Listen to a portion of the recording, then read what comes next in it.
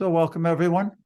Want to point out today that we are exactly halfway through this unique study of focusing on Srila Prabhupada's lectures.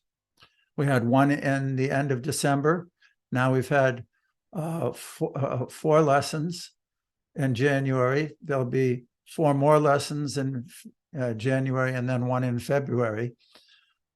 And I hope that everybody is picking up on how empowered Srila Prabhupada was and is in sharing the message of Godhead. Lord Kapila Dev instructed his mother millions of years ago, and his translations and his explanations of what Kapila Dev is saying are so deep, but at the same time easy to understand, which almost sounds like an oxymoron. But his examples, for example, this week we'll read about the mirage in the desert, and how the animal thinks that there's water in that mirage and goes running after it, when in actuality, as everyone knows, it's just a illusion. So similarly, our pursuits for happiness in this material world are like running after a mirage. There's no real lasting pleasure. So I hope everyone's following those. There's one point that caught my attention, that Kapila Dev's building on his original statement. He first said, the mind's natural duty is to serve. When that service spirit is engaged in the devotional service to the Supreme Personality of Godhead without any motive, that is far better than even salvation. So he's building on how and why that experience is even better than salvation. So let's go deeper into his teachings now with the online texts. This is January 2023, lessons 5 and 6. Here's a review verse. We're studying chapter 25, the glories of devotional service. Texts 36 and 37 are a review from last week. Upon seeing the charming forms of the Lord, smiling and attractive, and hearing his very pleasing words, the pure devotee almost loses all other consciousness. His senses are freed from all other engagements, and he becomes absorbed in devotional service. Thus, in spite of his unwillingness, he attains liberation without separate endeavor. Thus, because he is completely absorbed in thoughts of me, the devotee does not desire even the highest benediction obtainable in the upper planetary systems, including Satyaloka. He does not desire the eightfold material perfections obtained from mystic yoga, nor does he desire to be elevated to the kingdom of God. Yet, even without desiring them, the devotee enjoys, even in this life, all the offered benedictions. So, Samapriya, you want to designate our speakers? And we'll begin with the next text. Okay. Hare Krishna, everyone. Thank you, Hati. I just wanted to point out one thing, that the devotee's mentality is not foremost, he doesn't want liberation. Devotee's not thinking, I don't want liberation, I don't want liberation. His foremost mentality is whatever pleases Krishna. Whatever pleases Krishna. I will do this to please Krishna. That's the first criteria of everything. Okay, so Shyam Govinda, would you like to begin by reading this? Yes, thank you, Mother Samapriya. Srimad Bhagavatam 3:25-38. The Lord continued, my dear mother, devotees who receive such transcendental opulences are never bereft of them. Neither weapons nor the change of time can destroy such opulences, because the devotees accept me as their friend, their relative, their son, preceptor, benefactor, and supreme deity. They cannot be deprived of their possessions at any time. Purport. Every living entity has the propensity to love someone. we can see that if someone has no object of love, he generally directs his love to a pet animal like a cat or a dog. Thus, the eternal propensity for love in all living entities is always searching for a place to reside. From this verse, we can learn that we can love the Supreme Personality of Godhead as our dearmost object, as a friend, as a son, as a preceptor, or as a well-wisher. And there will be no cheating and no end to such love. We shall eternally enjoy the relationship with the Supreme Lord in different aspects. A special feature of this verse is the acceptance of the Supreme Lord as the Supreme Preceptor. Bhagavad Gita was spoken directly by the Supreme Lord, and Arjuna accepted Krishna as Guru, or spiritual master. Similarly, we should accept only Krishna as a supreme spiritual master. Krishna, of course, means Krishna and his confidential devotees. Krishna is not alone. When we speak of Krishna, Krishna means Krishna in his name, in his form, in his qualities, in his abode, in his associates. And in his associates, Krishna is never alone, for the devotees of Krishna are not impersonalists.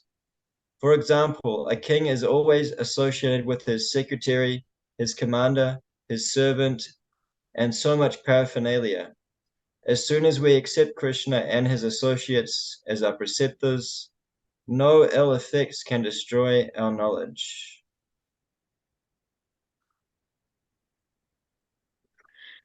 Okay, so now we're going to hear Prabhupada's lecture on this. And why don't you listen to this, the first part, Sham, and then you can tell us your realizations of it. Okay? I'll try. Because Thank it you. follows Yeah. right there. Thank you. न करिचित मत्परा शांत रूपे न खंति no में अनिमिषो लेरिहेति जेसामहं प्रिय आत्मा सुतश्च सखा गुरु सुहृद दैवमिष्टम्. So here is explained that how spiritual life is eternal and without any distraction. Here in the material world, whatever we have, it is destructible. It will be destroyed. Today, one is my son. So tomorrow, this son may be destroyed. But if you accept Krishna as your son, he will never be destroyed. That is the difference. Here, whatever opulence we have got, you may have family, friend, sons, daughters, and so many things we possess. We enjoy life in the varieties of representation. Atha griha kshetra sutapta vittai janasya mohoyam ahamameti. Here we aspire after having good apartment, good house, griha, kshetra, possession, property, atha griha kshetra, suta, children, apta, friend, vitta, riches, we possess here. But this possession is illusion. Janasya mohoyam, because it will not stay. This griha, either the griha will be destroyed, or I am the inhabitant, I will be destroyed. There will be separation. Here nothing is permanent. Griha kshetra sutapta vittai. Therefore it is illusion. We do not understand it. we take this permanent and Krishna not permanent. But that is not the fact. Okay, before we begin, if you're not speaking, please make sure that your mic is muted because, of course, this is taking place in India. We have those background sounds, but let's try to keep it so that we don't have any other kinds of background sounds. Thank you. Shan, what do you think Prabhupada meant here? He was speaking about possessions. How did you understand that? Well, it just seems that when we don't have knowledge of Krishna, we take everything else as things that are going to provide us security, our possessions, our home, our family, relationships within the family. But spiritual knowledge says all those things are temporary, they're Maya, they're impermanent. And actually, the only person we can have a relationship with, and actually Prabhupada starts in the purport by saying that we're all looking for love. So we're all looking for love and security in these things. But if we transfer that to Krishna, then that relationship is permanent and we can cherish that love from this life to another life. And as we heard from Dhruva Mahaprabhu's verse, we try to do that life after life as a devotee. Well, we aspire for that. Good. That's wonderful. Thank you. Does anyone else have something to say about this verse? About possessions that Prabhupada said it's not a fact. I have a question. Why does he call it illusion? He actually says that home, money, he said these are illusion. Why are they considered illusion? He says because they will not stay, but yet on one hand, they do exist. So an illusion really doesn't exist. It's an illusion. It's something that doesn't exist. So what is the illusory part of it? Who knows? Sham, you want to take Bhadra? Let's give Bhadra a chance. Sure. That excuse me. Not using the service of the Lord. Again? Not using in the service of the Lord. That's The aham mameti part. It's mine. Aham mameti. The verse he quoted was by Lord Rishabdev. Atogriha kshetra sutapta vitayar janasya moho yam aham mameti. The illusion is that it's mine. And the reason that we get the mind, how do we come to that perception that something is mine? I and mine. I and mine. And where does the I come from? I command this body. I am this body. And everything in relationship to this body is mine. And Prabhupada gives later, we'll read it and we'll hear it in the lecture, that parents take care of their children, how much love and attention and investment they make in their own children, but they don't do it to all the children. Why? They don't consider all those children mine. They consider these children mine because of the relationship with the body. okay, good. Thank you. Let's go on with the next part. And Premananda, why don't you, thank you, Shan and Bhadra. Premananda, why don't you try to hear what Prabhupada is saying with this and then give us a good report. Thank you. The fact is that Krishna is permanent, but Krishna's material energy is not permanent. Therefore, it is said, Shantarupe, my dear mother, na karhichit matpara. Matpara, mat means Bhagavan is speaking. Matpara. Whenever, as in the Bhagavad Gita also, there are many words. Matpara. Plural number matpara. The same thing. Here also, Kapil Dev, the Supreme Personality of Godhead, says, Matpara means my devotees. My devotees who have taken me as his son, friend, lover, master. There are so many rasas, Shantaras, Dasaras, Sakharas, Vatsalaras, Madhuryaras, in so many. Those rasas or melas are represented here in the material world in a temporary way. Here we have got the same rasa. I love my son, I love my friend, I love my husband. There is love. But this is all temporary. But if you transfer this love to Krishna, either as your master or the supreme, or as friend, or as your son, or as your lover or husband, it will never be destroyed. That is permanent settlement. This is dependent. Okay, so Premananda, we see that Prabhupada is talking about transferring all the love to Krishna. Well, what do we do about the love that we feel for our associates here in the material world? What do we do with them? Say, forget about you. I love Krishna. What do we do? No, we also love them beautifully, but not being attached. We should think them that they are also parts and parcels of Krishna.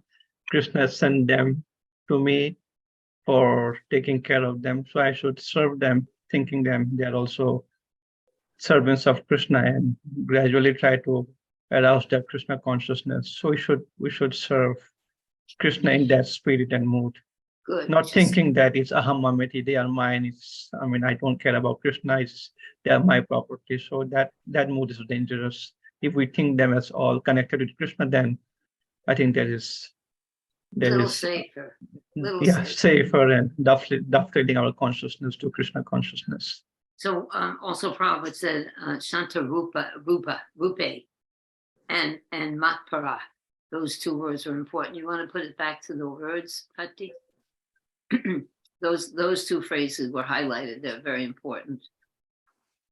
What do you think about them? Well, Shanta Rupa, I think that means my devotees, and Mat means mine, which is Bhagavan. So I think there is assurance given by Krishna that if you love me, if you dovetail all your consciousness to me, then there is no danger of losing them. They are permanent. So and so that's what Srila Prabhupada is trying to say, that people who are really intelligent, Shanta, they would understand this assurance from Krishna Bhagavan.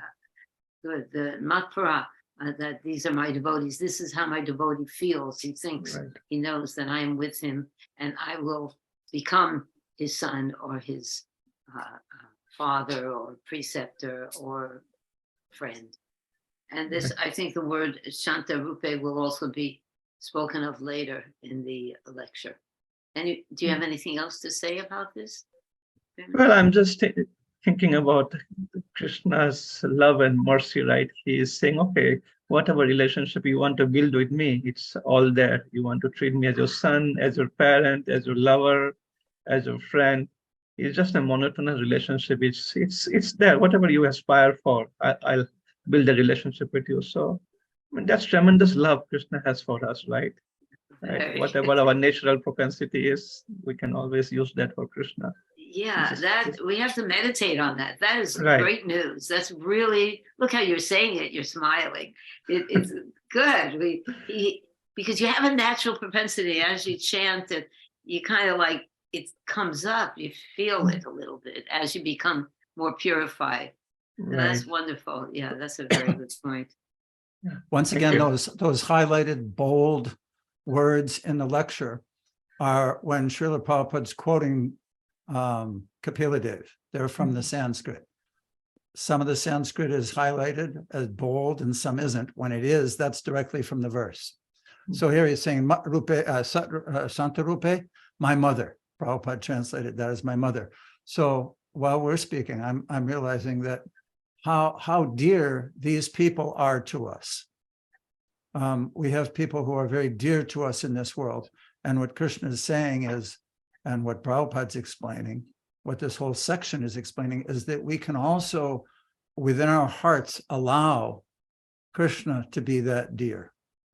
We don't need to be protective with him. What was Okay. that? We don't need to be protective? Protective? What? In other words, we don't have, sometimes we protect our heart and our feelings Oh, yeah. due to not wanting to be hurt. Right. With, can and trust him. we're hesitant to allow people in. Mhm. And Krishna is saying, don't be like that with me. No need. I'm your best friend. Wow. Very good. Thank you. Okay. Let's go on with listening to Srila Prabhupada and Anita. Dr. Anita, would you like to, are you here still? Yes, Hare Krishna. Oh, Hare Krishna. So you listen very carefully to what Prabhupada is saying here, and then you report to us what you actually have heard. Sure. You think the essence of he is saying. Many places it has been compared with the mileage in the desert.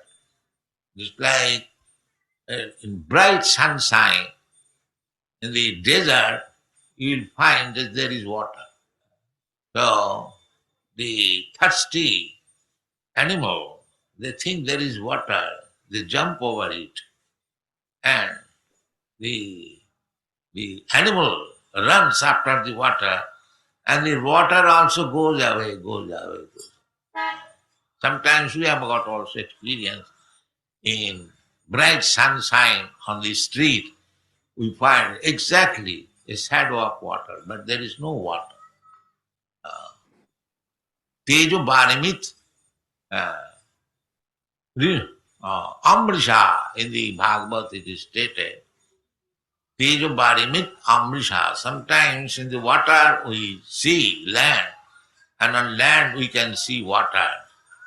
This is called Marichika, or mileage. Similarly, actual life, or life means we are enjoying some rasa, some relationship. I enjoy in the family with my children. There is some rasa. They are calling me father, I'm enjoying. Or somebody is calling me a son, I'm enjoying. Some woman is calling me husband, I'm enjoying. Some woman I'm calling wife. Some person I'm calling servant, and he's calling me. This relationship we enjoy. But this enjoyment is shadow. This is not real enjoyment. We have no information. This enjoyment can be achieved in the similar way with Krishna. Krishna, therefore, comes in person just to teach us how you can enjoy with Krishna the same relationship. You can Krishna accept your master as the supreme. You can accept Krishna as your friend. You can accept Krishna as your son. Vatsalya, just like Mother Jasoda. Mother Jasoda and Nanda Maharaj, Vasudev or Devaki, they are all devotees. Okay. So here we see the same thing being emphasized. Anita, would you like to Yeah, sure. tell us what those things are? So Prabhupada Maharaj, he's saying basically importance of the bhakti or the devotion. That is saying what I understand. This world is entire is like a mirage, so how he's saying if you do the devotion, then I think that is the real thing. Rest is just like a mirage. That's the essence, what I understand. Oh, that everything else is just like a mirage. That's a good summary. That's a pretty good summary. Anyone else have something to add to that? And it was very descriptive. What specifically is like a mirage? What were the examples that Prabhupada was giving?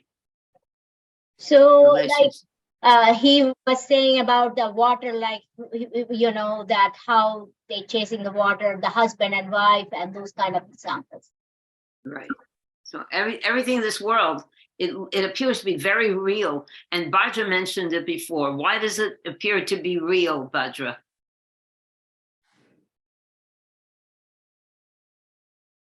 Because we think what? Because of I and mind, body, I'm this body and body relationship. Good. That's why we think that this is real. That's why we think this is our real, the real place to give all of our love. Right? Very good. Thank you, Anita. Anyone else have something to bring up on this section? Patti, do you want to add something? Bhadra? No, I'm good. Is that means we should not love each other? No, we already discussed that. Who wants to answer that one for Bhadra? That we shouldn't love each other because don't touch me, you're an illusion. I don't want to get into Maya. That's a little impersonal. What is that? Does that mean we should not love each other? Anyone? So we are the part and parcels of the Lord. So and the Lord resides in everyone. So we should respect and love each other. That's also very succinct. Thank you. And Chaita? Yeah, Dr. Anita said it nicely. And also Premananda, in that all of these personalities that we're in contact with here, they're all parts and parcels of Krishna. So we can learn to love all these different aspects of Krishna in the form of our family and friends. But at the same time, as Premananda was saying, with a sense of duty, but not your full loyalty, your full devotion. That is reserved for Krishna. Yeah, well, then when you said also our friends and family, we should love them all because they're parts and parcel of Krishna. But what about the rest of the world?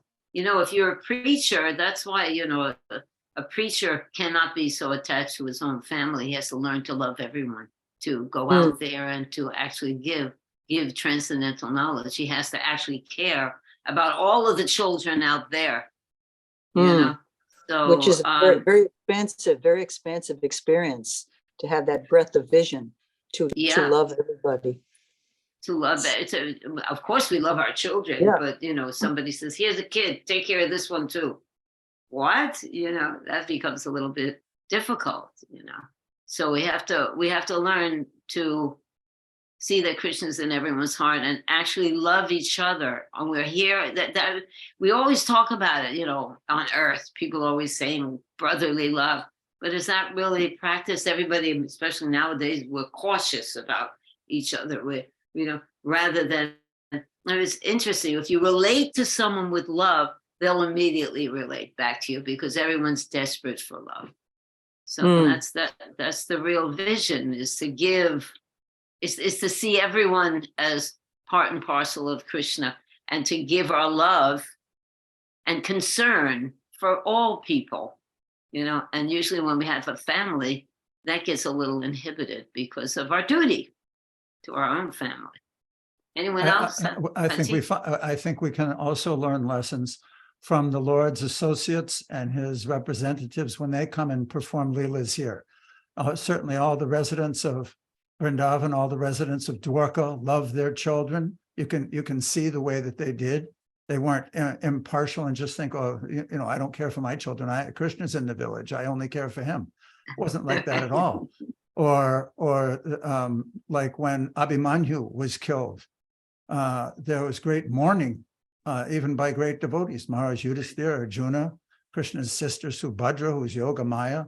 When Lord Chaitanya, his associates, Advaitacharya's son, fainted, everyone gathered around him and was like that. Or Srivas Thakur's son even died, and all the women. But Srivas Thakur showed a really good example. His son died while the kirtan was going on, and the women in the back were making some wailing, mourning sounds, and he went back and he stopped them from doing that because he was thinking it might impede Lord Chaitanya's mood during the kirtan. Then when they stopped, That's a transcendental. Lord Chaitanya said, what happened? Something wasn't right here. And then they told him what happened. And he said, oh my God, I should have been told. And he went in the back. He put his hand on Srivas Thakur's son's chest. And he said, why are you leaving Srivas Thakur's house? And that little boy came back to life. And he explained that I'm simply going where you send me from one body to another. So the devotees, it's not that they don't have love. It's just that they fine tune it so wonderfully that they can love Bhaktivinoda Thakur, so many children. And there's love, there's real devotion and love and interest in that family unit, with the understanding that it's all temporary, as we see with Srivas Thakur especially. Thank you. Perfect. Thank you. Okay, let's go on now with the next section. And Madhurya Leela, would you like to listen with rapt attention and then explain this to us after? Madhurya? Now I don't see Madhurya here. Yeah, Madhurya ji. Haribo. Haribo, sweetie. So just listen to what Prabhupada has to say here, and then you give us a nice report. When he accepts anyone as his father, that father is his devotee. That is said here, that karahichit matpara jishamaham priya atma sutascha. The Supreme Personality of Godhead is loved by the devotee as their son, as his son. Sutascha. Somebody loves Krishna as his son. The Vasudeva and Devaki, in their previous life, they underwent severe austerities. After their marriage, they immediately were not anxious to beget child. They went to the forest and began practicing austerity and penances. Severe. Some hundreds of years. Then Krishna appeared. Then what do you want? Why you are undergoing so much severe? No, we want a son like you. Then we enter into the family life. So Krishna said that where is another Krishna? His God is one. If you want a son like me, then I will have to become your son. There is no competitor. God has no competitor. God is one. Eka Brahma, Ditya Nasti. This is it. Krishna therefore says, Mamekam. Mamekam. Sarvadharman Parityajya Mamekam. Krishna is one. But Krishna can expand. That is Krishna. The Mayavadi philosopher says that if Krishna has become everything, then where is Krishna? Krishna is finished. This is Mayavadi philosophy. That is materialistic idea. Just you take a big piece of paper and you tear it into small pieces and throw it. Then the paper has no existence. The paper is finished. But Krishna is not like that. Advaita Achyute Anadi Ananta Rupa Adyam Purana Purusa Navajavunancha. He has expansion, many thousands, many millions. Madhurya, what do you think Prabhupada is telling us here? Okay, so he started off saying that Krishna accepts as father a devotee. A devotee is the only person that can become a father, not just anybody. And that a devotee loves Krishna as a son. And somewhere else he was saying that. Can you hear me? Yeah. So yeah, he loves loves Krishna as a son because for a son you give so much service to the son. Rather, if you become the you give so much service to the son, so he becomes a son. So he said that Devaki and Vasudeva, they wanted a son like Krishna, and there's nobody else who's like Krishna. Yeah, so when they were rewarded after they did their austerities, Krishna became their son. And the other main point is that Krishna can expand himself into millions of expansions, but he doesn't lose his original being. Just like a piece of paper, if you cut it up, it's no longer a paper. But in Krishna's case, that original paper also remains. Well, there was another really wonderful point, and I don't know if it's in this part of the lecture, and we might just come to it. When Prabhupada talks about how Krishna expands himself into all the different temples, not only in this temple, there's millions of temples all over the world. In your home, there's a temple, and Krishna is expanding himself in all those different ways. That's what I was really. Yeah, I think that's later in the later part of the lecture. It's the same. It's the same point, same though, isn't concept. it? That, yeah. Yeah, that Krishna expands himself, and it's amazing. And Premananda was saying before that how he's so kind. He's expanding himself all infinitely for all of us to have a relationship with him in the way that we're inclined. Very, very good. Anyone else have something to say about this section? Thank you, Madhurya. That was very complete. Patti, you have something that you want to add to this? Oh, no, that was fine. Beautiful. Okay.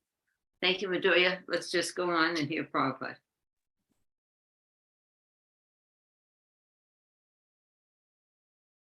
Who's next? Oh, I'm sorry. Faye, please listen with attention, my darling. I'm sorry.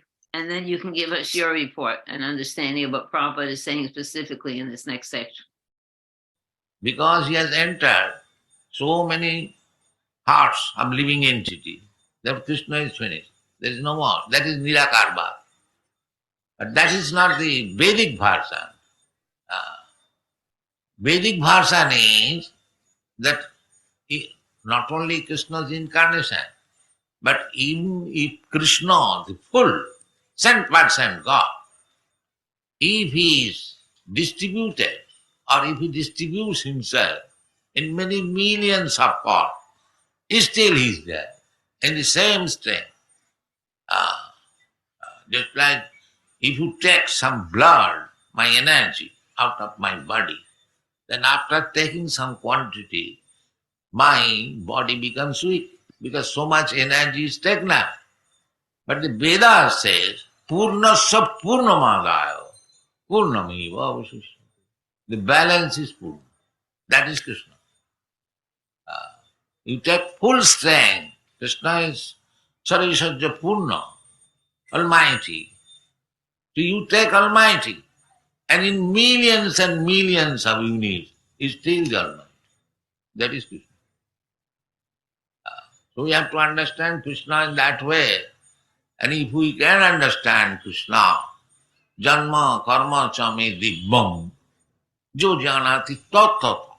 This Tattva you will understand from the Vedic literature. What is Tattva? Vadanti tat tattva vidas tattvam jad jnanam advayam. So, Krishna is never diminished. Okay. Hey, are you there? Yes, Mataji. Hare Oh, Krishna. Hare Krishna. Hare Bol. So what do you think Prabhupada's saying about Krishna not being diminished? Krishna is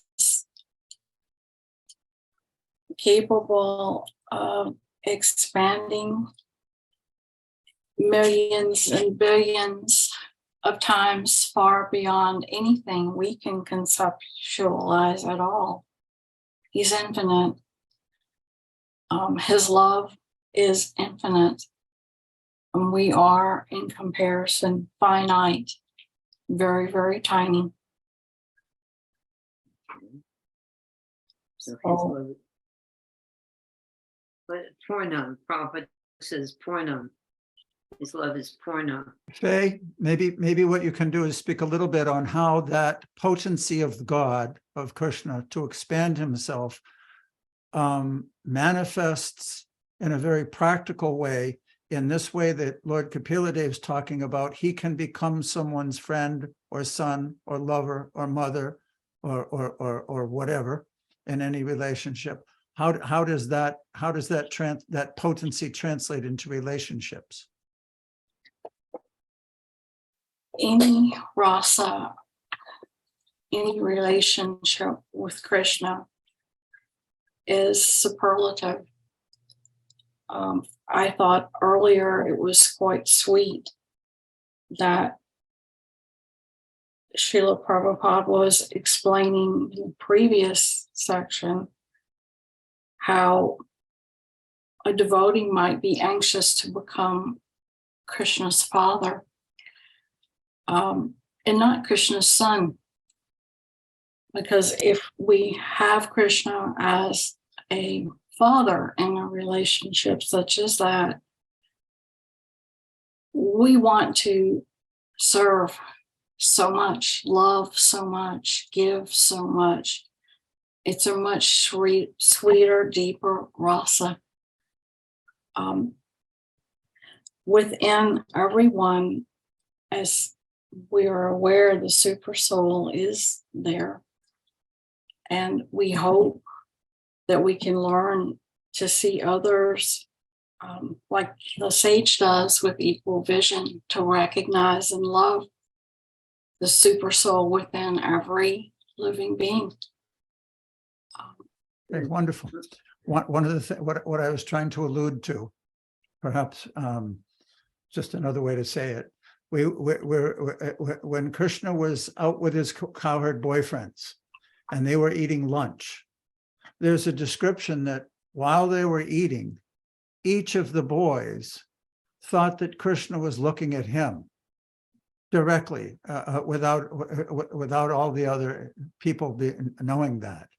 When Krishna was dancing with the gopis, millions and millions of gopis, each one thought that Krishna was with her alone. There may have been other people, but he was paying so much attention to her. So this ability, this potency of the Lord to manifest very intimately with anyone is part of that Purna element or potency that he displays and that he is inherent in him. He can be simultaneously loving to everyone. We can't do that, like you say, because we're finite. And also Prabhupada uses the example of giving blood. If he gives blood, if one of us gives blood, we feel some weakness, but that's the whole thing. You take the blood out, you take anything out of Krishna, he's still complete. That's the difference. He's the complete.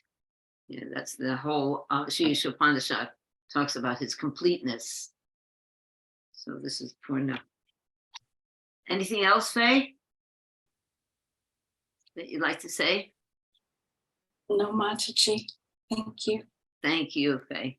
Okay, let's go on. And Bhadra, if you could hear with attention this section, then maybe you can comment. And after Bhadra, Tisha, if you can speak. Tisha. Dr. Chaitanya Mahaprabhu recommended Ramma Kachi Dupasana Brajabadhu Vargabhija Kalpita. Krishna displayed everything.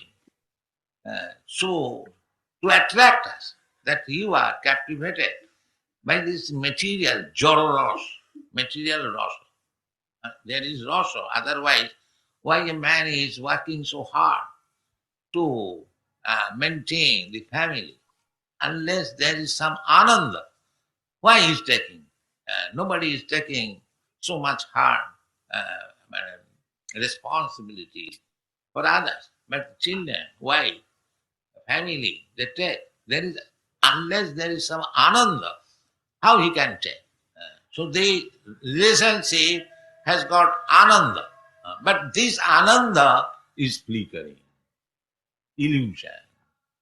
Atagriha chetra sutapta vittai janasya mohoyam. This is moha. It will not stay It is temporary, illusion. Don't be attached to this illusion. Tamasi ma. Tamasi means ignorance. In ignorance, if you accept somebody's son or wife or friend, that is darkness. It is not actual fact. It is ignorance. Tamasi ma. Jyotirgamo. Go to the light.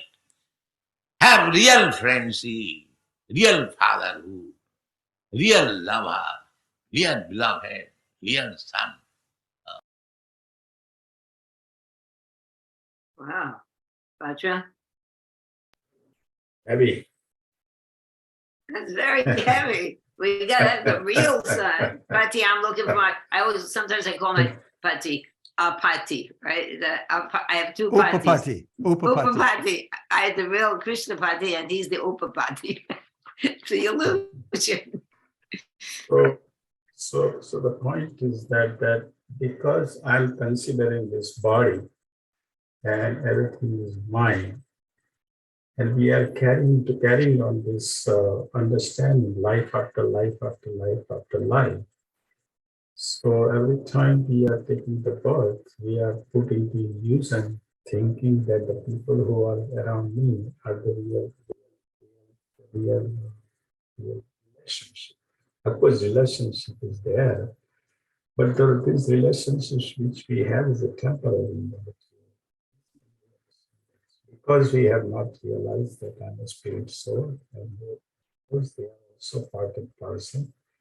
But ultimately, all our relationships are temporary, and all who friends, relatives, wives, and they also have relations with Krishna. So if we connect them with Krishna, then there is some, So how do you, the first thing to do before you connect anything to Krishna is actually find out who Krishna is and love Krishna. Then you can start connecting. Because, otherwise we can slip very easily thinking that this relationship is going to satisfy me always. No. I'm still not understanding. In case of Mother Kunti, and I have heard a couple of times, but still I cannot get it. Mother Kunti's sons, they are the devotees of the Lord. Right. But still she says they sever my ties from my family members. And it is sever my ties. Why is that? I mean, they are sons. They are devotees, fully complete devotees of the Lord. So why? Yeah. Wow. Because on another side we say that we are in ISKCON society, okay, and we have all these devotees. And if you hate some devotees in the ISKCON, that someone you hate it. Don't hate, because you will facing them same in the spiritual world. They are the family members. You're gonna see them. So how can you please someone shed a light on it? Because I have heard a couple of times, but I cannot get it. Well, we are two things. You said two things there. We're talking about Queen Kunti, then all of a sudden you drop back down here. Yeah, so let's shed a light someone on this. Queen Kunti say that Sabi are my ties. Okay, they are all the devotees of the Lord. In Kunti's eyes, they are part and parcel of the Lord. I'm sure. But she said they're also her sons. Yeah, they're also her sons.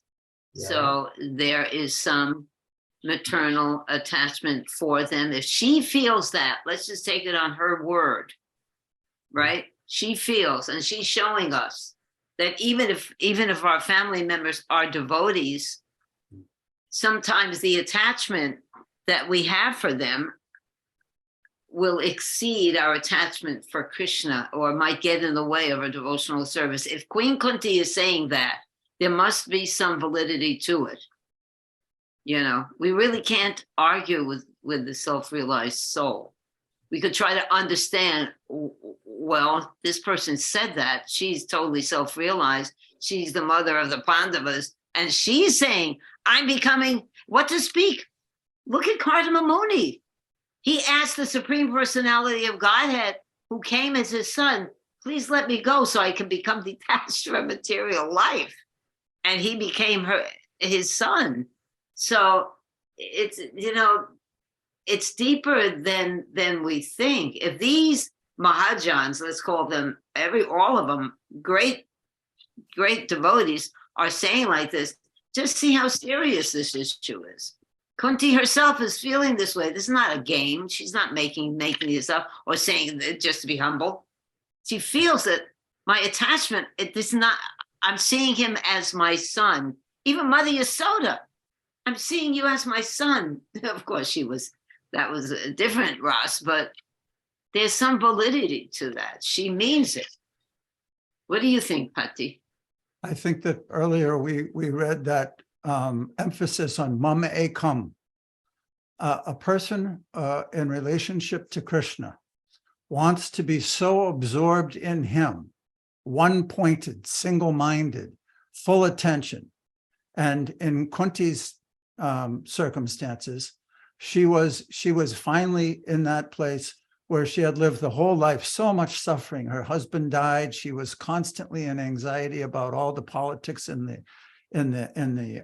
Kuru castle or palace.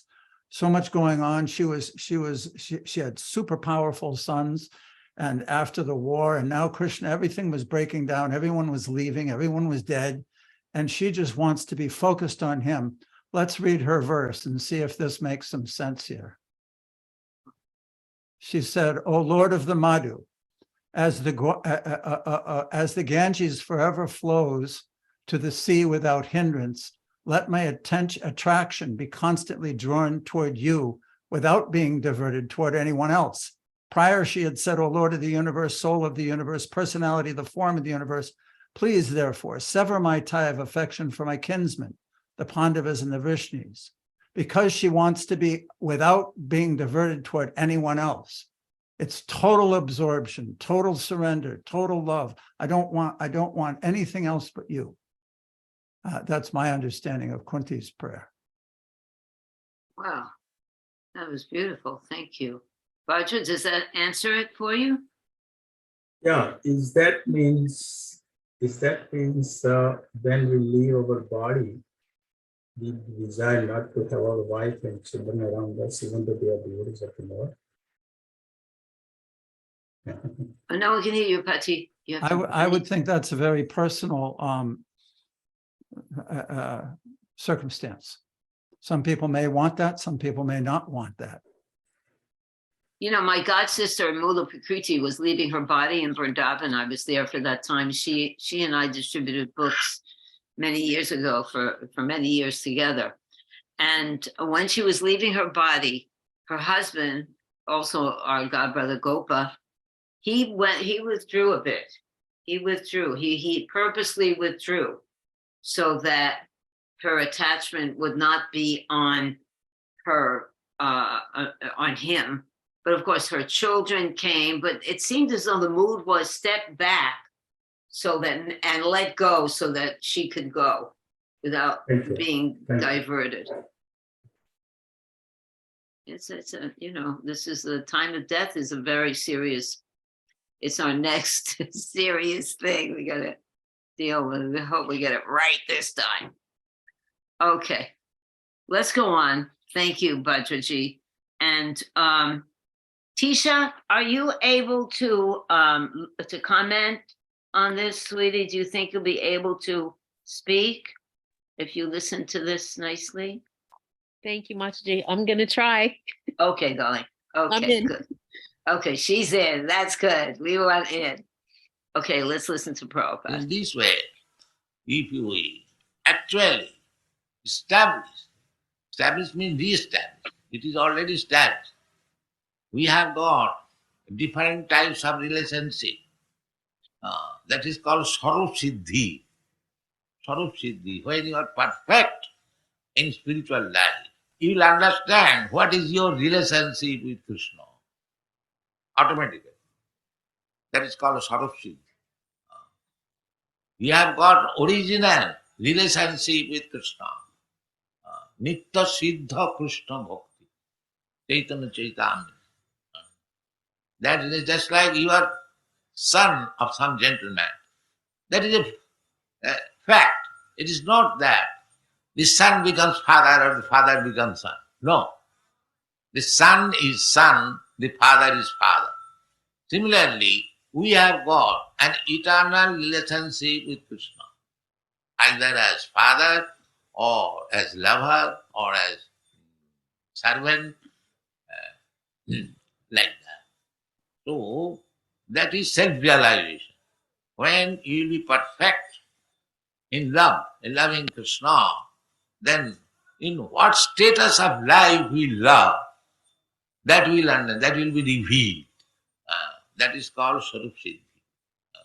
So Sarup Siddhi is not something artificial. When one becomes perfectly spiritually realized, then he understands what is his relationship with Krishna, and he begins his service in that relationship as father, as friend, as guru, or as servant, like that.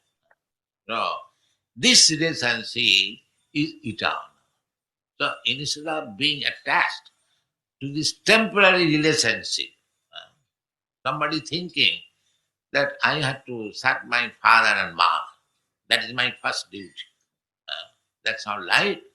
First of all, you select who is your father and mother. Now you have got a certain living entity as your father. Again, as you change body, your father may be somebody else. Today you have got a father, human being, and tomorrow you may have a father who may not be human being. You have to accept a dog as your father or a cat as your father. So your father is changing with the change of your body. The first of all, figure who is your father? This dog is your father, the man is your father, the cat is your father. Who is your father? The tree is your, the seed is your father. Then you become devotee of father. But that we cannot do. Therefore, Krishna says, Sarvadhanman paritajya mamekam saranam. You accept me as your son, as your friend, as your master, then you'll be happy. Thank you very much. Wow. Jai Srila Prabhupada. So, Tisha, you ready to accept Krishna as everything? I'm trying. Good girl. The world, just being here, it makes it so hard because it's so natural. It feels natural to have the relationship, your mom, your dad, these people took care of, it just feels natural. And then society enables it to feel natural that we have, just growing up Catholic, you have one life. This is your only opportunity. This is your mom and that's final. This is your dad. And that's, this is your only mom, your only dad, your only brother, your only sister. So if you grow up thinking that, it's hard to stop. There has to be a point where you stop and you turn your attention a little bit and you soberly, without emotion, start thinking about what is real. And for me, there's that soberness that I love when Prabhupada, he always talks about that sober idea of turning your attention away from what seems so real, because this isn't real. Krishna, your relationship with Krishna is real. And if you could look at your husband or look at your mother, love them and serve them, but understand they are not the be all end all of who you are. And that's hard. It's like you're in a river. It's so easy to go with the flow, but at some point you've got to stop. And I think life gives you all these opportunities, experiences, pain or suffering or different things that happen that kind of shake you a little bit and say, hey, you have to now realize who you are, your relationship with Krishna, and, work to love Krishna. Wow. Very nice. Beautifully said. Very good. You are getting lots of mercy now, my darling, and you're taking advantage of it to see it in a Krishna conscious way. That's beautiful. Yeah. What about this? This really got to me. when I first heard Prabhupada said that your eternal relationship with Krishna, when you become spiritually realized, you understand your eternal relationship with Krishna. Yeah. We have an eternal relationship with Krishna. I want that. It's so exciting, really, to hear Prabhupada say that. But it's not. Sheta, did you want to say something? Simply wanted to thank Tisha. That was so profound and beautifully said. And what you were explaining sounds like the revolution that is talked about in the first canto. There has to be a revolution in the heart. Mm. Haribol. Yeah. Beautiful. Thank you. Before we go on, there's one important point that underlies this concept that Srila Prabhupada was talking. We presented this in our Japa workshop a few years ago, that verse for those of you who took part. Nitya Siddha Krishna Prema Sadhya Kabo Noi Shravanada Sudachite Karya Udoy. And there are different points of view, there are differing opinions, even in Gaudiya Vaishnavism, about this concept. But Srila Prabhupada here is pointing out that each living entity, each part and parcel of Krishna, has an eternal, inherent relationship with the Lord.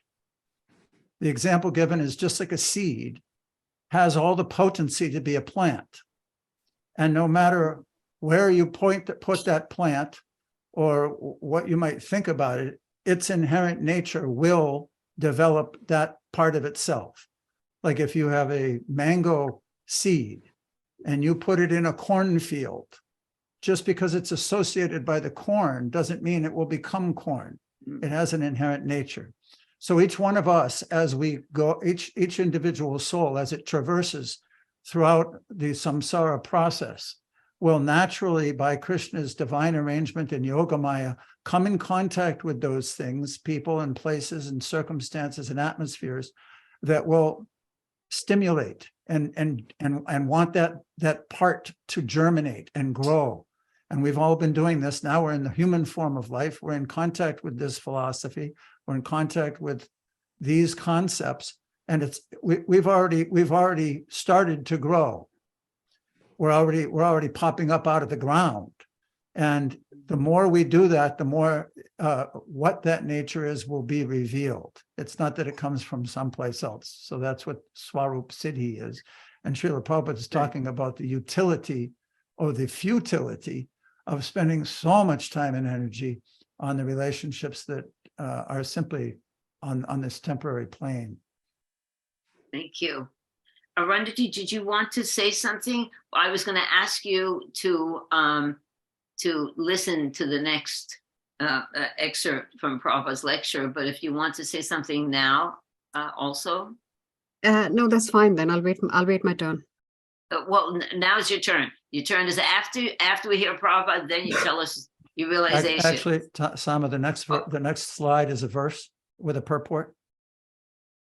Oh, well, then she can read that one and maybe the next one too. Let's see how many people. Okay, well, tell us what you wanted to say, and then you read the next slide, because this one is going to be a reading.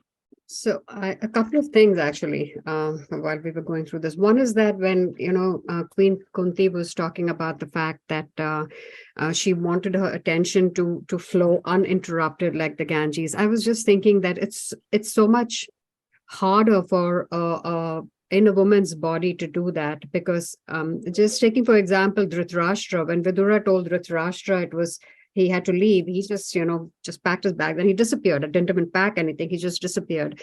But Gandhari had to follow him, because if Dhritarashtra had stayed there, she would have stayed at the palace, but Dhritarashtra left, so she left.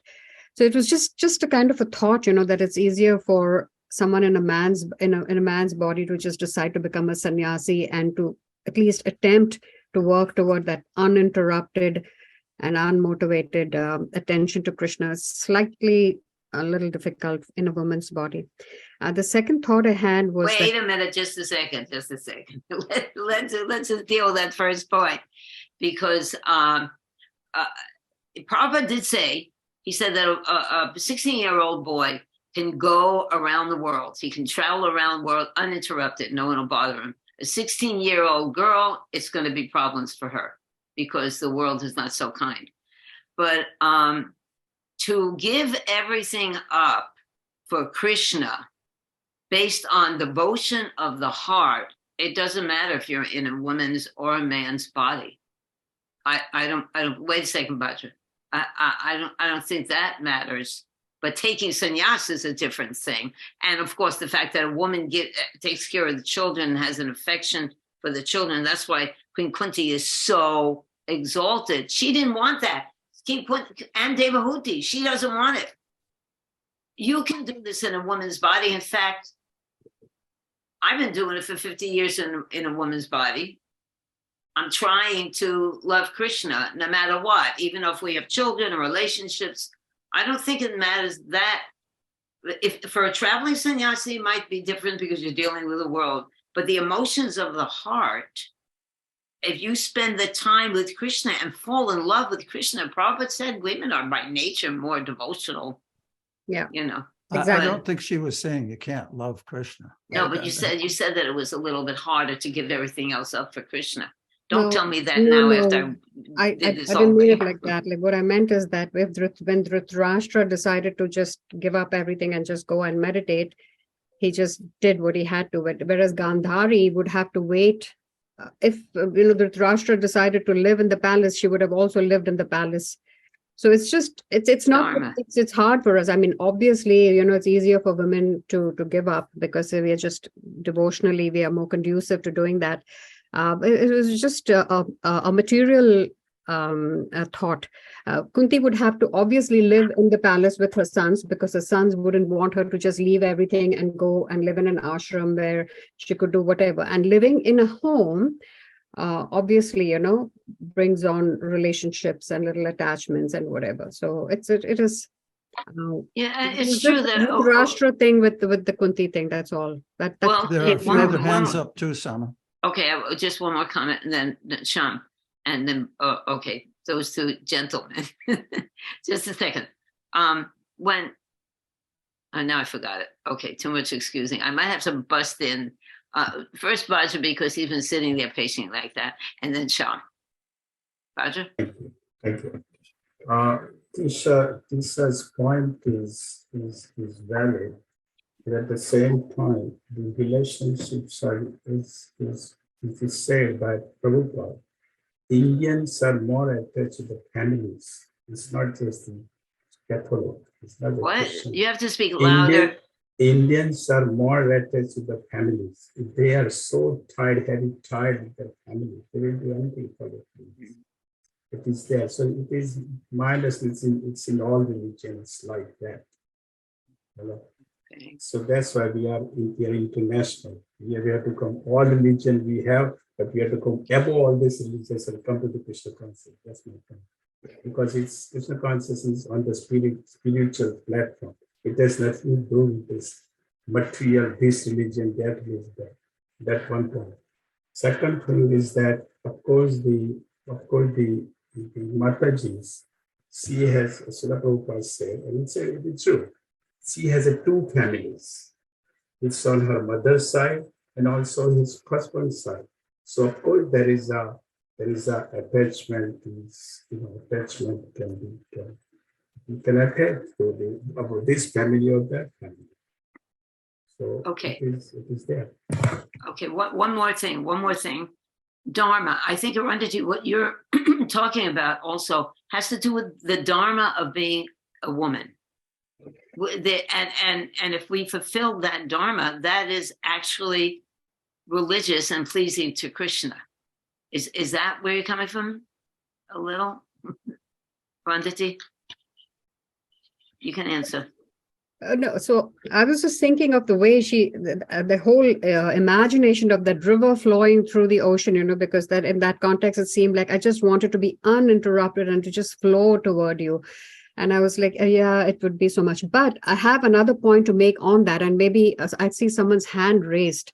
Yes, Sham, he's flip patient. side, yeah. So maybe he should speak first. On the flip side, we have 5 rasas, and obviously when you're chanting japa and you're thinking of these 5 rasas, My first, and this is my thought because I'm still so embroiled in the materialistic life that I'm living, going to work and all that stuff. So my thought was that I am so glad to have two boys as children, because it's just easier for me to build that rasa with Krishna and treat him like my son. Just one of those stupid thoughts.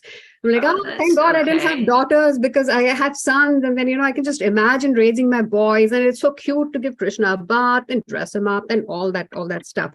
And on the flip side, I was thinking that to be able to reach Madhurya rasa, again, it's such a beautiful rasa that as a woman, it's easier for me to even imagine when I was young and youthful to be frolicking in the forest with Krishna and that whole romantic, Madhurya rasa. And I was thinking that it may be just a tad bit harder in a man's body to try and do that All whole right, frolicking thing. So okay. I'm just, again, Okay, I well, told you I I'm at a think very that- material level. Yeah.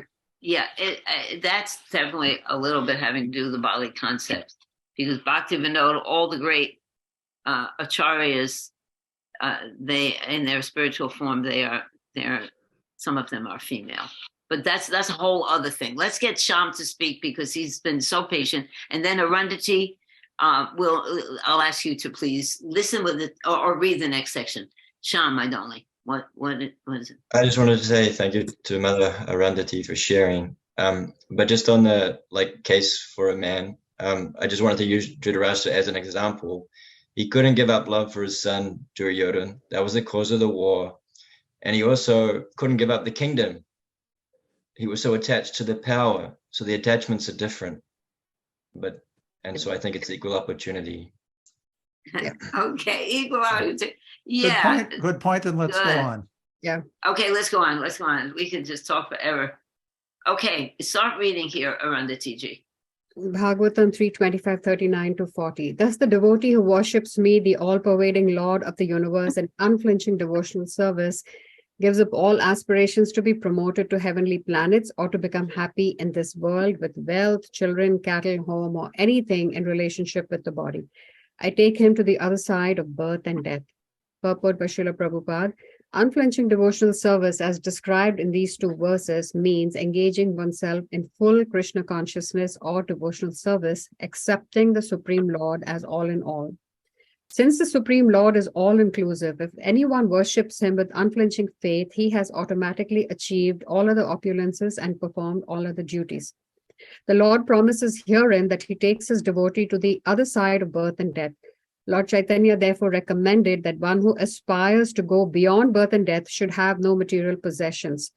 This means that one should not try to be happy in this world or to be promoted to the heavenly world, nor should he try for material wealth, children, houses, or cattle.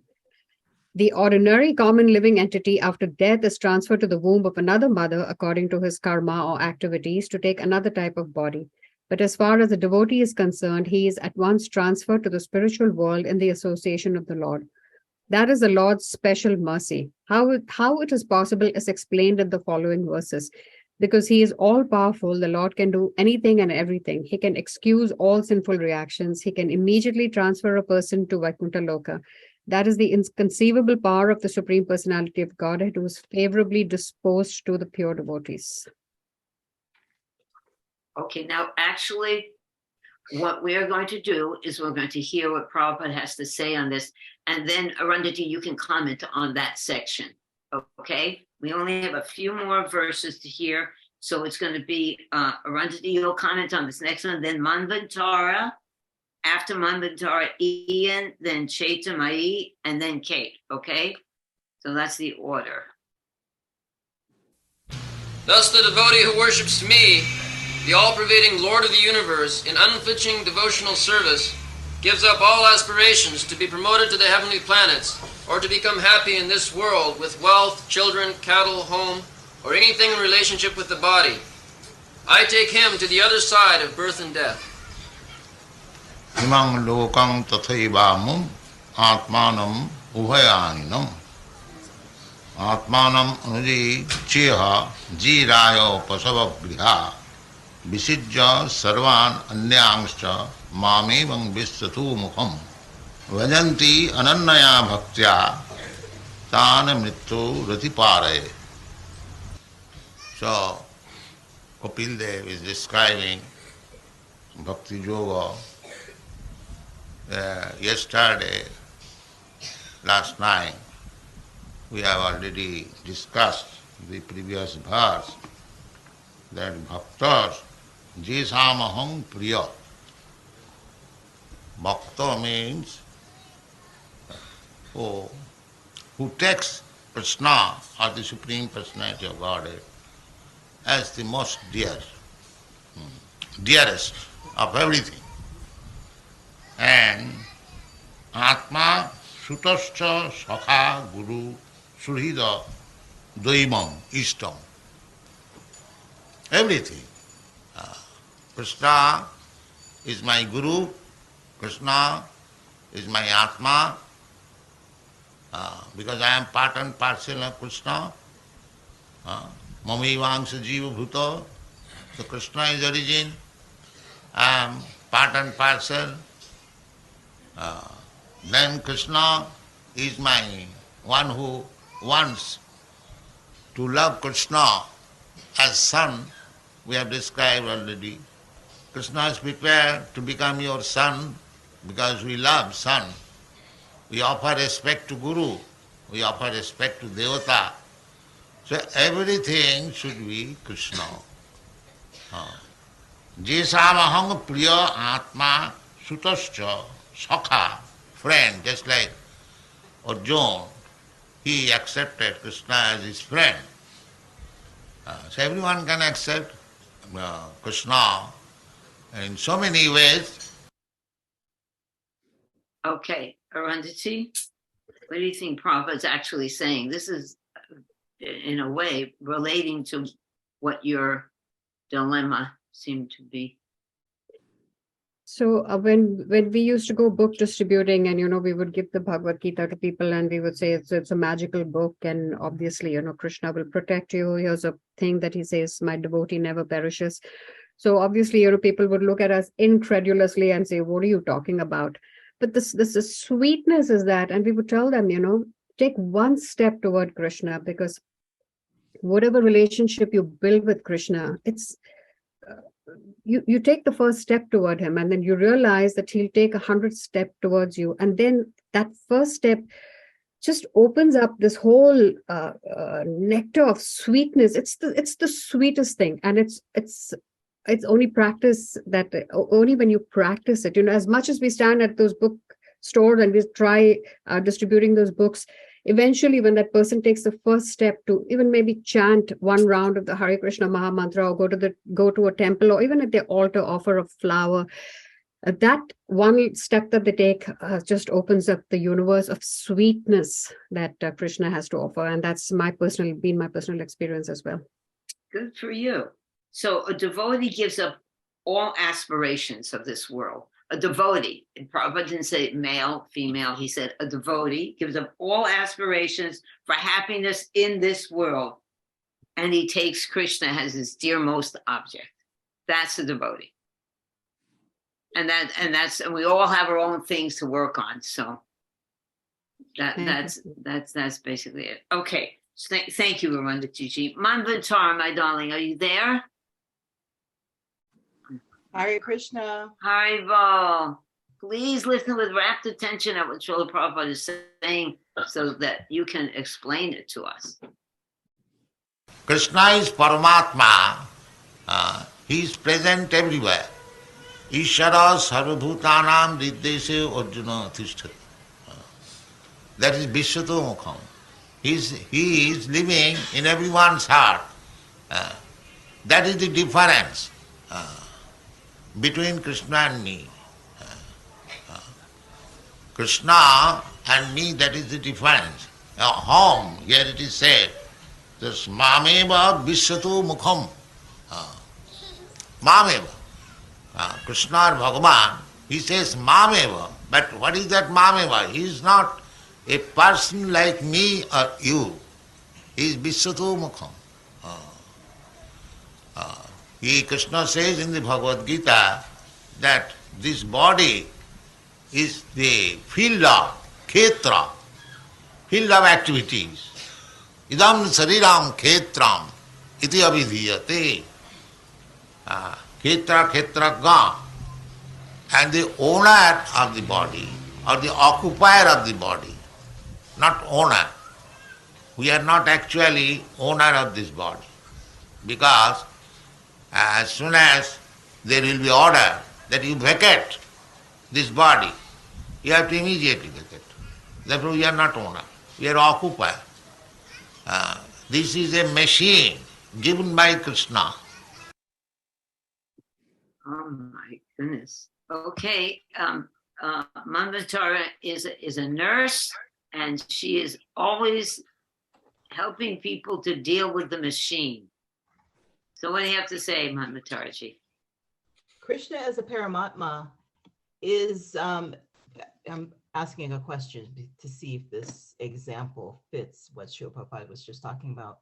In the last section, our last lessons, there was an example Srila Prabhupada used about a young boy who was doing dakshin, I think, with his teacher. Yeah. And he received a pot of yogurt capable to his size. It was a small pot capable to his size that he could carry. And it turned out to be an eternal situation of Maha. And so I'm thinking what Srila Prabhupada is saying here is that connection with the Paramatma, because you have to go within to really have that deep level of meditation, even though he actually did physically see Krishna in the forest. Is that the Paramatma and the energy that's being used here to receive it, to have that eternal supply of Krishna's energy? Is this what Srila Prabhupada is Well, saying? the Paramatma is definitely in everyone's heart. That's how he relates to everyone. Pati, you want to speak more about that? What are you saying? That is that how what is actually your question? Earlier, I heard about the Purna element, that eternal infinite personal connection that Krishna has with everyone. And immediately when I heard about that element, I was thinking of the Paramatma. Right, And you're right. Correct. Absolutely. Someone else just read, Srila Prabhupada said, Krishna is my Atma. And I thought the Paramatma. And here, Srila Prabhupada is definitely saying Krishna is Paramatma. And that's true. But we understand the Paramatma as being like a mid-level is not Krishna in his That's a part of Krishna that is worthy of your attention. Yeah. So I was just curious. Definitely. If that interaction with the eternal element, such as receiving or connecting with that endless supply of Maha. Yeah, that was Krishna. That was Krishna, definitely. And I think saying that the Paramatma, this boy had a relationship with the Paramatma, you don't know if he all of a sudden, so it's like Dhruva Maharaj had the same experience. Pati, what do you think, since that's your... I think something's changing here. What you've talked about is certainly valid for what he's been speaking of here. But in this verse that we just started, that we just changed verses, and he's talking about how the devotee, he's covering this point. Thus the devotee who worships me, the all-pervading Lord of the universe, an unflinching devotional service. Srila Prabhupada's again focusing again. Prabhupada takes the verse and he weaves through it step by step by step. So this first part is about the all-pervading nature of the Lord and one's unflinching devotional service and how he gives up aspirations for anything in this world. And then about the controlling aspect of the Lord, saying, I take him to the other sides of birth and death. So I think Prabhupada's unfolding this verse specifically. It's a slight change in Kapila Dev's expression to his mother at this point, because he's explaining not only about the devotee, he's explaining about himself and what he does. But isn't he speaking about the Paramatma, because Prabhupada mentions it several times? That's why it says the all-pervading Lord of the universe. And that's one of his aspects of all pervasiveness, Paramatma. That's how he expands himself into everything, and everything is exhibiting itself because the Paramatma is present. Yeah. Okay. Wait. Mamatarji, is that okay? Thank you. I was just curious that because you can have a relationship with the Paramatma to some extent. I don't want to believe. Of course you can. Okay, You good. have to. That's what I wanted to hear. Thank you. Yeah, you definitely have to have a relationship with Krishna in any way that he reveals himself to you. That's for sure. But still, you have Vasthayi Bhava, which is your eternal rasa with him, right? Okay, let's go on. And Ian, my friend, are you there, Ian? Let's wait for Ian. Hare Krishna, Ian. Now, Prabhupada's going to speak on this, and I want you to take some notes and think of the essential points that Prabhupada's making in this section, and then tell us about it. Okay, we do Hare Krishna. I am spiritual energy, you are spiritual energy. But this vehicle or the car or the moving machine, that is not spiritual, that is material. Jantra Rurani Maya. It is given by Maya. Prakita Kiramanani Guna. We are in a machine made by Maya. And so long we are on this machine, the machine will be old and you will have to change it for another machine. That is going on. That is called Janma Mrityu. That is called birth and death. Otherwise, you and me, we have no birth and death.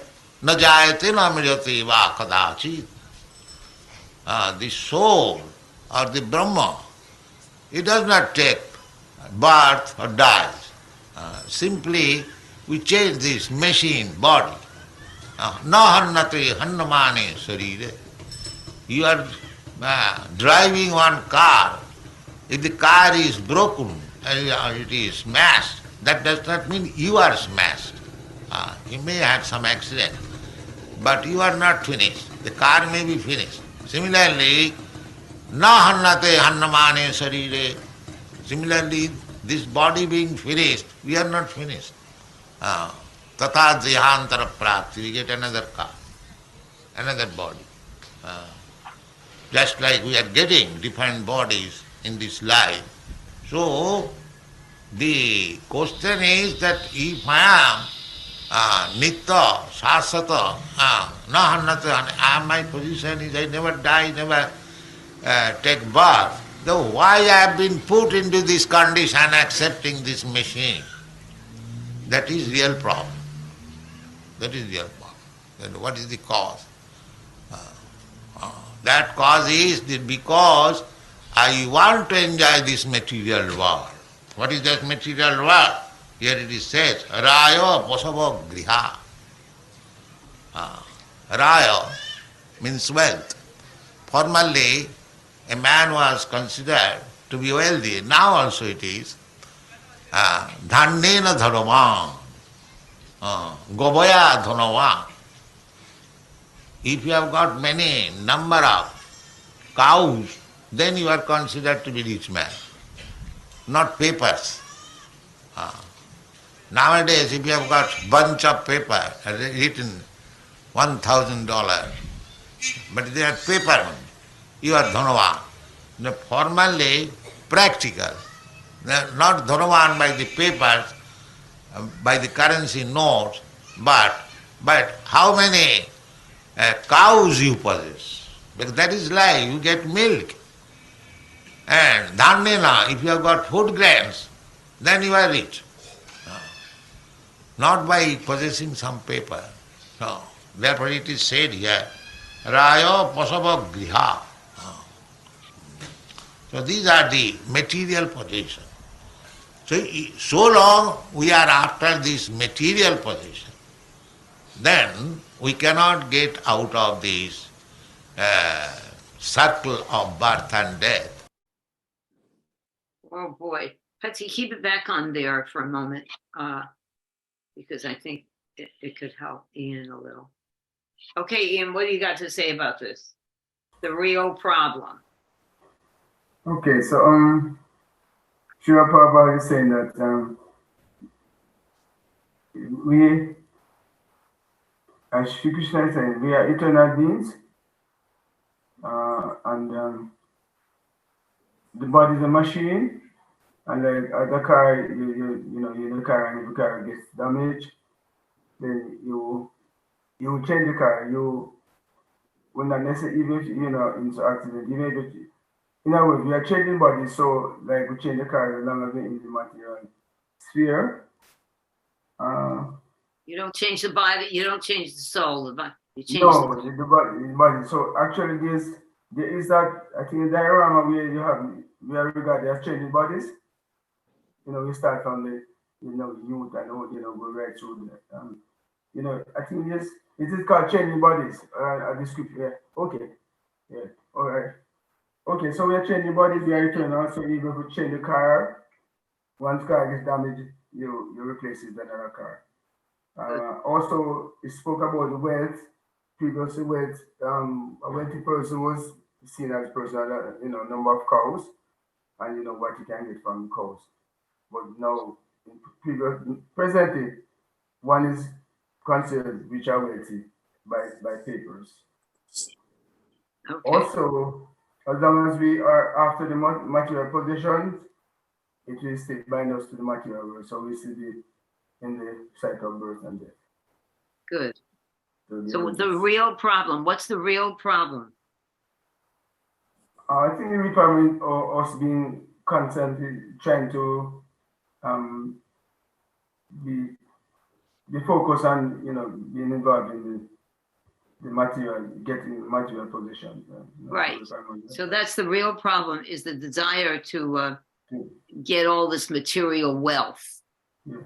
And that's what Bhaja was talking about before, about where the real problem is that we think with the body, and Prabhupada also, that's the next thing. Once you think you're the body, you want all the material wealth. Yeah. Okay. Just back to the verse again so that we can see what he's talking about. Thus the devotee worships me, the all-pervading Lord of the universe, in unflinching devotional service, gives up aspirations to be promoted to heavenly planets, or to become happy in this world with wealth, children, cattle, or home, or anything in relation with the body. So this is the train of thought he's following. And here's the next one. Oh, wait a second. Now we know who's going to speak. Chaita, pay attention, my darling. Thank you, Ian. Hare Krishna. So we are falsely engaged in this material world, illusion. Atat griha kshetra sutata vittai janasya mohoyam. This material world is not our home. How we can say it is home? I am living in this body, in this home, say for 50, 60 or 100 years. Again, get out. So how I can say it is my home? I am Nitya, I must have an eternal home. Why I am this temple? This is knowledge. This is knowledge. Unless one is not awakened to this knowledge, then he is a fool, rascal. Jasyat buddhi kunapeti dhatre. One who is thinking, this is my body, this is I am. Saeva gokhala. He is no better than animals. There is a dog thinking. See, if a man thinks that I am this body, then what is his position? He is no better than a dog. We should not be that. This human form of life is meant for this inquiry, athata brahma jigyasa. If I am Brahma, then what is? Brahma means eternal. So why I am busy with these bodily affairs? This is called Brahma jigyasa. And if you become very learned scholar in Vedanta and busy with this bodily affair, that is another foolishness. If you actually Vedantis, then you should be inquiring that I am eternal, why I am put into this temporary body, and on account of this body I am subjected to so many miserable conditions of material life, why I should remain in this condition, how I can get released from this condition. That is human life. That is human life. And tadvijnanartham sa gurumeva gachet. if you actually very much eager to inquire about it, then you require a guru. Tasmad gurum prapadita jignasu sreyutam. One who is inquisitive about spiritual life, about spiritual identity. Tasmad, therefore, gurum prapadita. You must seek out a bona fide guru. Oh boy. Chaita. Hari Bol. Hare This is Krishna. talking about our continuing journey through birth, disease, old age, and death. Just like a dog, the dog doesn't ask questions; they just accept it. And at some point, we have to come to this aha moment where we say, "Wait a minute, somehow this isn't working out." And in that regard, I want to congratulate each and every person on this Zoom class that they have come to the point of wanting to inquire. This is just so essential to our opportunity here in this human body. Short as it is, it's so important to ask that question. And once we do ask that question, Prabhupada is saying it's essential to approach a spiritual master. He or she is the only one that can give us the answers and give us the technology to make that transition, to manifest that. If it's okay, I have this great quote from the Jaiva Dharma. I'll just read it. The souls are like travelers at an inn, and they should use this brief span of life to prepare themselves for their ultimate destination. It would be sheer foolishness if travelers staying in an inn were so caught up with improving the conditions of their stay that they forget their destination. Oh, good. Very good. Excellent. Haribol. So thank you. In the purport or in the lecture, Prabhupada said, I am eternal. Why am I put into this body? And on account of this body, I'm subject to so many miserable conditions of material life. So, Arundhati, are you following this? This is specific for all devotees to help us get out of this without attachment to this material world. So. Yes, thank you. I'm not confused about that. It's just that my material mind keeps dragging me to that. So thank you. It's okay to be confused about that. That's what the whole problem is. We're very confused. It's very confusing. Are you kidding me? But you're here, just like Chaita was saying, that we're somehow or other, we're all blessed to come in contact with this knowledge and just go for it. So you're doing wonderfully. Thank you. Okay, Kate, I want you to listen to this one. Okay. Are you there, Kate? She was here. All right, Kate. All right, well, everybody else stay tuned and be attentive in case Kate doesn't respond. And whoever wants to speak about it can. So, who can be better guru than Krishna? He is the original guru. Here it is stated, guru. In the previous verse, Jesamaham priya atma sutascha sakha guru. Guru. So you don't accept anyone guru, but accept Guru Krishna. And Krishna is instructing Bhagavad Gita as guru. Shishyastiham shadiman prapanna. Arjuna says, my dear Krishna, I am accepting as my guru. I am your Shishya. So everyone should become like that. Accept Krishna as guru or Krishna's representative. You can say, where is Krishna? I don't find. But Krishna's representative is there. That is also stated in the Bhagavad Gita. Tad vidhi panipatena pariprasnena sevaya upadakshanti tad jnanam jnanina tattvadarshina. So, one who knows Krishna perfectly is Krishna's representative. And to know Krishna is very difficult task. No, everything is explained in the Bhagavad Gita. But if you, like a rascal, interpret in a different way, then you are not a guru, you are a guru. You are animal. your guru, so long you take Bhagavad Gita as it is. Thank you very much. Jai Prabhupada. Kate, are you there? I am. Hare Krishna. Oh, sweetie, you got the best one. Now, what is Prabhupada saying about guru? I'm taking it from my understanding, when we're ready to end the cycle of birth and death, and we're ready to inquire about our conditioning, then we have to surrender. We have to surrender to Krishna through his representatives. Good. And who is the guru? Who is the guru? We have Prabhupada. Who does he have? Chaitanya, Krishna. Okay. We have a whole. Krishna is the original Krishna. guru. Krishna, he spoke the Bhagavad Gita, and he's the guru. And then Prabhupada said, "Oh, what? There's Sham holding up something. He won. What? Okay, Sham, turn on your mic because I can't see that.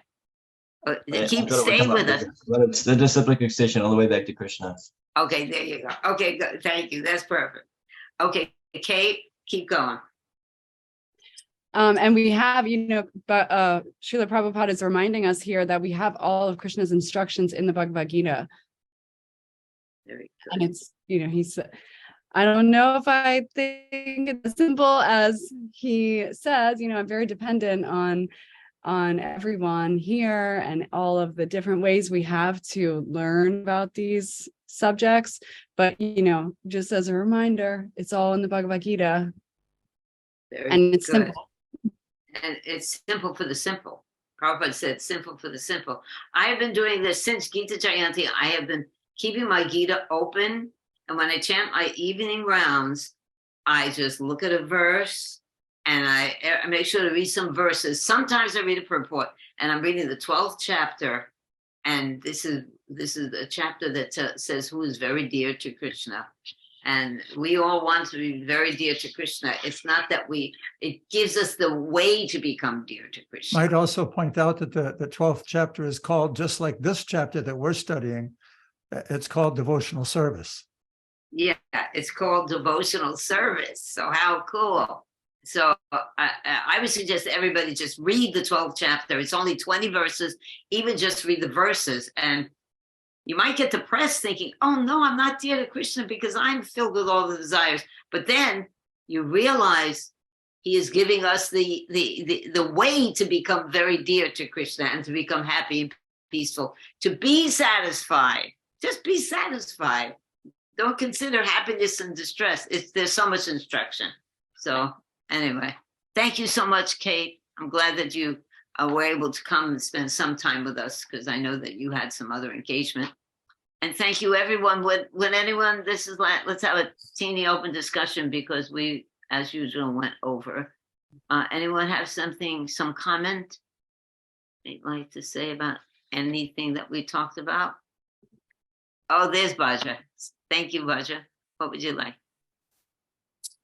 If I can ask question to shed some light on this, there are two questions. One is that the Krishna is as a Paramatma within our heart, and we have to establish that relationship with Paramatma, of course, because right now Paramatma is, we are looking other side, we are not looking towards Krishna, and when we perform devotional service, we try to, it's like two birds sitting on the same tree, one tree, right? One is complexity. Yeah. So now the question is that I'm trying to understand that Hanuman, when he opened his heart, he had Sitaram within his heart. So is that because there is a Bhagavan, Paramatma, and that's right? There are two, Brahman, Paramatma, and Bhagavan. So Paramatma is within the heart, and there's a relationship. So is that means that Paramatma is revealing that higher self? Paramatma is revealing him to be Bhagavan, and which Hanuman is saying that Sitaram within his heart because he is completely above. He has realized completely, and that's why he is able to see. that he was able to see Sitaram within his heart? This is question. Now, second question, but I will ask one question later. Let's first shed some light on this. That sounds, that, I think, do you want to go for that? Because that Brahma Samhita, how do you say, supports that idea. Premanjana Charita Bhakti Vilochanena Hridaya, within one's heart, one whose eyes are smeared with the ointment of love, sees that Shama Sundar form. Hanuman's heart was smeared with the ointment of love for Sita Ram. So what happens is that, yes, the Lord, even Brahma saw Krishna within his heart. He actually saw it. He saw Chintamani Prakara Sadmashal Kalpavriksha. He saw the spiritual world. He saw Yam Shama Sundaram Achinta Gunasvarupam. So the Lord reveals himself, but at the same time, the very practical feature of Paramatma is to carry out all the bodily activities, hair growth, nails, digestion, all those different things are being managed by someone. Intelligence, knowledge, and forgetfulness are being given by someone.